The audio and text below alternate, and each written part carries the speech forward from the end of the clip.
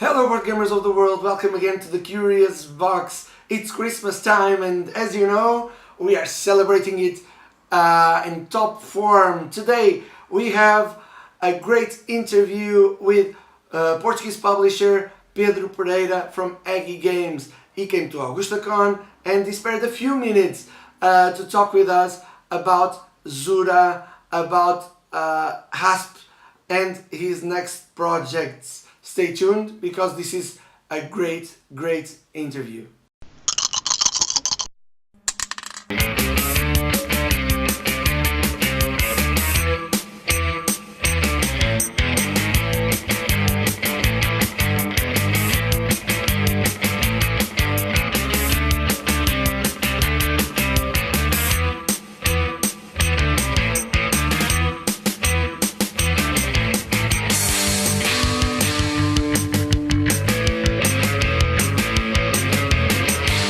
Hello again, welcome again to the Curious Box. We are here at AugustaCon, checking out the new games, the games coming out, and we are here with Agie Games and Pedro Pereira, responsible, and we are here to check a few games. Can you tell us a little bit about them? Sure, yeah, that's two games we brought up this year. So Agie Games is a brand new company we founded this year in 2018.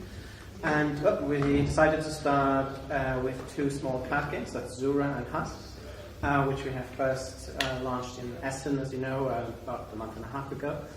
And that's what they look like in the box. So Zura is a very family-friendly, quick game that you play in about 20 minutes, and it's all about, it has actually a mix of different things like hand management, a little bit of a memory element as well, which is easy for kids because they're usually a little bit better with memory games. But then we also introduce special powers that the characters have that you'll be collecting, so that parents still have a chance to win against their children with better memory. So we put a lot of effort into making the game look very beautiful and a little bit like a children's picture book. It really does. Thank you. So it's also the most recurrent feedback that we've gotten is that people really love the artwork and they just enjoy playing the game just for looking at the cards and holding them in their hands. But then, and that's obviously the best part about it is they also discovered that the game's actually really good fun to play as well, which is great. So that's a perfect combination for us. And then the second game is HASP, and HASP is also a very quick game. And in a sense, it's actually also like a micro game. It's got only 28 cards, and it's a trick-taking game. So I've always enjoyed trick-taking games a lot, but I've never had the mental capacity to memorize all the cards. And like a game like Wizard from Amigo, for example, they got like 60 cards, and I'm not remembering all these cards.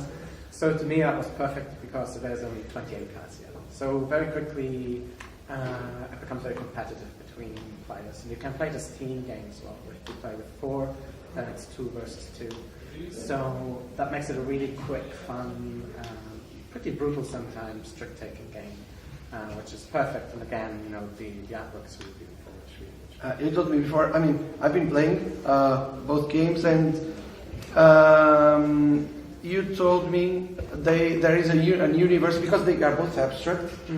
They look abstract, but there is a story behind them, a universe. Yeah, it's true. Yeah, so there is a universe that we are trying to build, which is the Zura universe, and we're calling it actually #World of Zura. And the idea being that as we publish more games in the future within this universe, we actually have a map. So there's an illustration of the map on our website if you go on agiegames.com and check out World of Zura. There's a map, and it's not finished yet, but we're working on it at the moment. The idea is that you go on the map, and when you mouse over an area of the map, it'll show you what games happen in this location. Or in the future, when we release a new game, it might actually expand the map because it's open up a new location where things happen, where the story develops. And then each game is also based on one of kind of 3 pillars which we are trying to develop, which is one is based basically on culture and history of this village, or these children are from this village that's called Zura. And so they... Is this always about two children? No, not at all. It just happened because I thought it was kind of a touching... There's a lot of games at the moment out there that I've felt a little bit overwhelmed with, which is licensed games, a lot of licensed titles, the Marvel universe. Like Disney is really taking over a lot of the space in the creative industry. I really wanted kind of to move away from the licensed products. And then there's also a lot of adventure games that are very heavy on the weaponry, There's even, I remember a few years ago, 1 year ago, 2 years ago, I think, there was a game released in Essen as well. I can't remember its name, but it was focused on children as well. But the idea was that children go out exploring dungeons, but they all have these equipments, like swords and axes and things like that. So really, it's just a small version of a hero, like this adventure. So what we wanted to explore is really have these children go out, but not have any threatening connotation to it. So there's really no evil character in this game. The children, they don't walk around with weapons or anything like that. And actually the only threat there is in the story of Zura is really just how unprepared the children are, going out on this adventure, or that they're afraid of all these new areas that they're meant to explore. It's just their general inexperience in going out into the wide world, because the story is focused on their parents being unable to return to the village, because their grandparents are left in the village, but they're too old to go out. So they have to rely on the children to go out into the world and try to help these creatures that somehow are related to the events in the story. So it's this search that really drives, the idea of the game. And but at some other point, it won't be so heavily focused on the children. We just thought it was a nice idea that even for a family that they pick up this game, and I think a parent would enjoy the idea that the children would be the center of the attention, without it being this weaponized adventure, that type of thing. Yes. So it's all very peaceful. Oh, it's funny because Zura, it's very thematic. If you while we were explaining in the beginning, when I started playing, it seemed like an abstract game, like any other. But then once you explained me the story, everything made sense. Oh, that's good to know. Okay. And everything made. The thing is, it made me feel more immersed. Okay, yeah, that's perfect. I really appreciate you saying that. It's not so easy to get that feeling of immersion. Yeah, because we did little things. I'm just going to show this. This is a travel card. So on the back of the card, you can actually, it's the same illustration from the box, and it's the children, kind of getting psyched and ready to go out on this travel. So the idea was really, when we designed this, was that when you draw the card, then they actually travel into your hand. And when you look at the card, the illustration shows you that they're actually in the middle of this search. Yeah. So we tried to do it as best as we could to really have the game mechanic reflect a little bit of what's happening. This game really just focuses strongly on the search. So even these character cards that you're looking for, they show you, on the flip side, they show you this magical stone with magic runes, which has entrapped these creatures. Mm-hmm. And so realistically what's happening is that players are actually looking underneath the stones to see, is this what I'm looking for? And then if you find it, you just keep it to yourself. So even the flipping the stones is a little bit, which is really trying to make that work. So I'm happy to hear you say that. What are the plans for Agie games? Well, we're a very recent publisher, of course. So first of all, we want to make sure that these get out there and are played, so people become familiar with what it is that we're trying to do in terms of the game style. Some of the games we will be publishing in the future will not be related to the universe of Zura, so we still want to do other things. Some of them will, some of them won't. Yeah. We would like to have maybe one game per year to expand this universe, but it may not happen.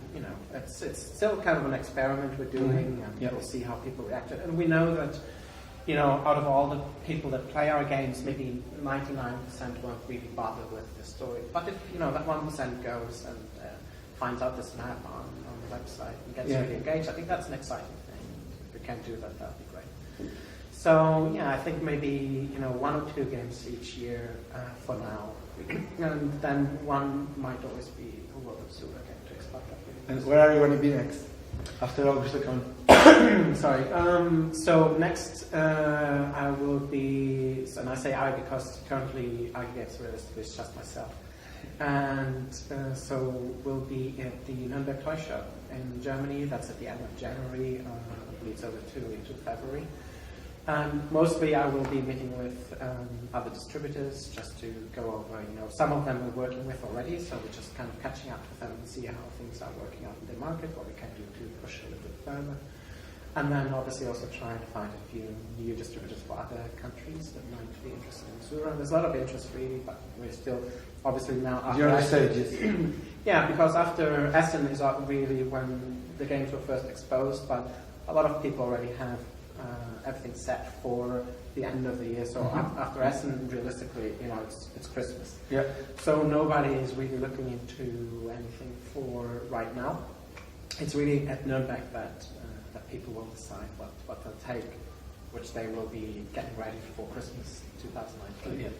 So that would be the purpose, but also meeting with game designers to see new ideas that we find interesting and would like to publish under the Agie Games brand. So that will be the next thing. We're still thinking about the UK Games Expo, not sure though, so we'll see how things work until then. And then after that, I believe RIACon as well. RIACon also. Yeah. I haven't thought about the idea yet, because I was actually at RIACon at one of the very first editions. That was ages ago. And so I haven't been following up on how Agie has been involved as a convention, so I need to look into it and see what kind of convention it is. But our focus, my background is much more international, so I used to work with very successful titles. So, by the time I left the company, actually the product had been sold to Asmodee. It was the all-buying whale. But they had already sold like 7 million copies worldwide. So I used to work a lot with that title. And so that's kind of the environment that I'm more used to. It's very challenging, of course, especially for a new publisher. But so whilst I'm in Portugal and I want to be part of the Portuguese growth in the market, it's not my main focus at the moment. So I definitely will be at the RIACon because I'm also good friends with Carlos Pinazza and his colleagues. He's going to be here also. Yes, I know, that's right. Yeah, he's going to be talking at the... So definitely looking forward to RIACon. And later I have to check and see what's happening there. But then after that's the UK Games Expo and UK Games Expo again in Essen 2019. So that's kind of the cycle. Thanks a lot. No, thank you. And this was the World of Zura by Pedro Pereira, publisher of Agie Games. Of course, they have a whole bunch of other projects, but it was really, really cool to share some time with him at AugustCon and to be talking to him. And I hope you enjoyed this interview. And if you can check the game, if you can find it, go, look for it. It's a really, really cool game for all family, and you should definitely check it out. Zura and Hasp also, very nice game. And don't forget, because it's Christmas, we are having 2 weeks full of interviews. Check out the ones I published already and the ones that are coming next here at the Curious Box. Don't forget, subscribe to the channel, it's right here, red button. You'll be helping the cause, you'll be helping yourself, because you'll have exclusive content every Monday, every Friday during these 2 weeks, every day, because it's Christmas season. Thumbs up on the video if you liked it, and don't forget, if you really liked it, you can also share it. This is the Curious Box. I will be seeing you at a table next to you.